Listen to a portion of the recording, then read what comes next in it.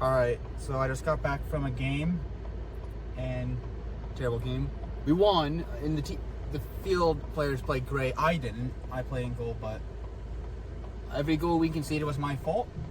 But it gave me an idea to talk about kind of a bit more on the mental side of the game, particularly how to handle a bad game. Because look, here's the truth: bad games happen, yips happen. It all happens. You can't play perfect every game.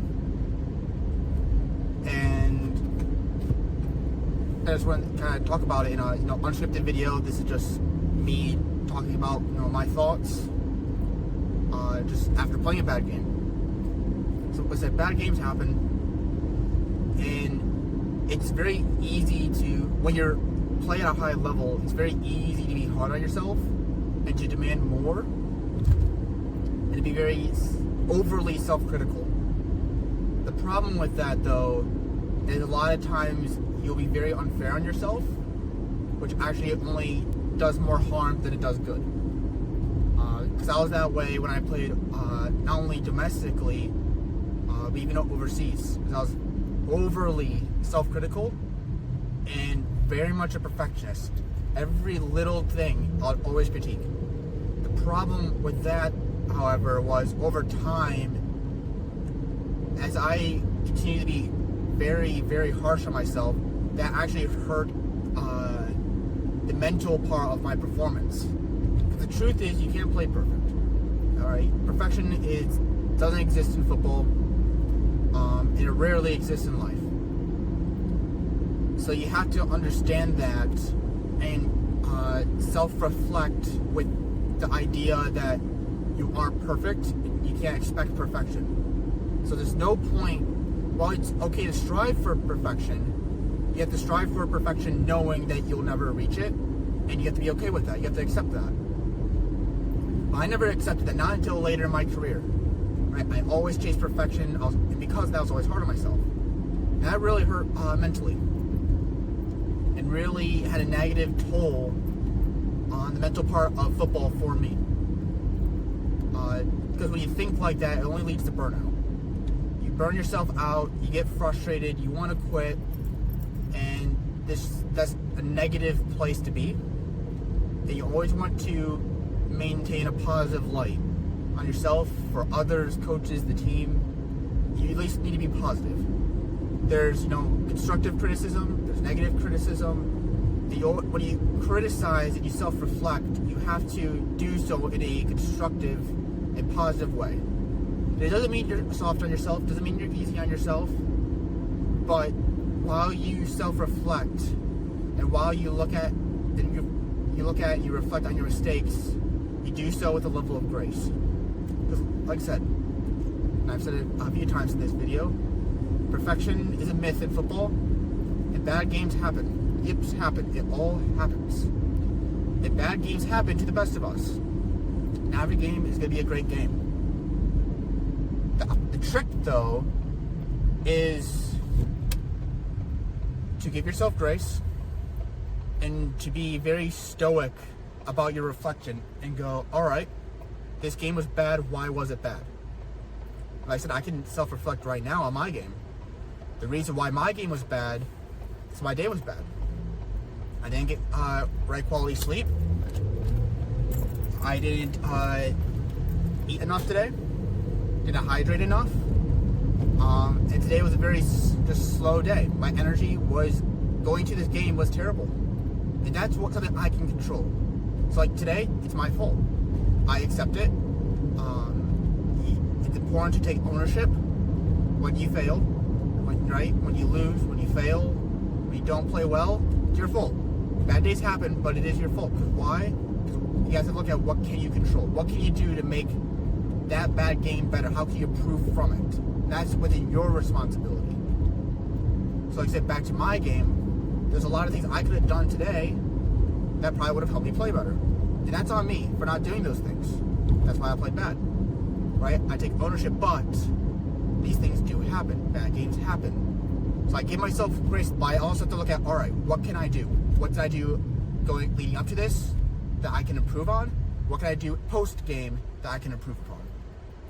And like I said, my pregame prep could have been better today. That would have helped. Then going forward, yeah, there's mistakes in the game that I can improve on. And then with these criticisms, I take them. Like, all right, now let's apply them. Right, bad game happened, can't change it. We accept it, we take ownership, we move on. But now let's move our focus from this game to now improving, so it doesn't happen again. Bad games, they're embarrassing. They suck, especially when you're at a high-level environment. It's a terrible feeling, but he said you gotta accept it and you gotta move on, and you have to take the embarrassment of the bad game and let it fuel you to improve, to get better, to fix the mistakes, so that way the next game you play better. So for all of you that have it, that just played a bad game, or you've had a bad game in the past, or you're too hard on yourself, you're overcritical of yourself, just remember to give yourself grace. He said, these moments happen. It's football. You play good, you play bad. It's all a part of the game, and that's something we all have to accept and take ownership of.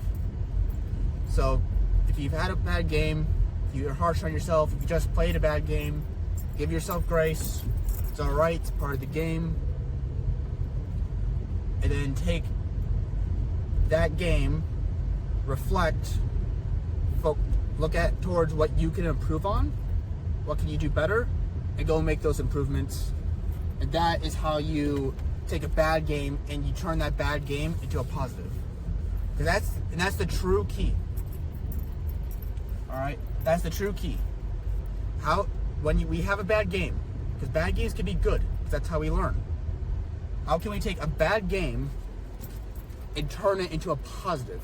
How can we turn it into a positive experience? Because if we just sulk, right, and we are butthurt about our performance, we wallow in it, that's not good for anyone. It's not.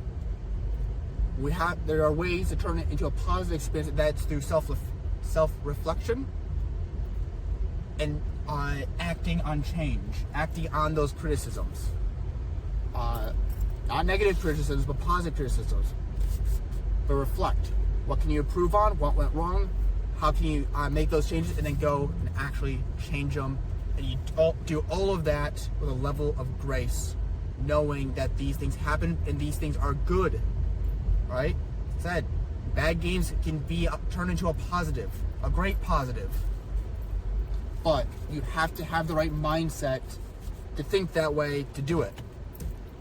As I said, there's no benefit to wallowing and feeling sorry for yourself after a bad game.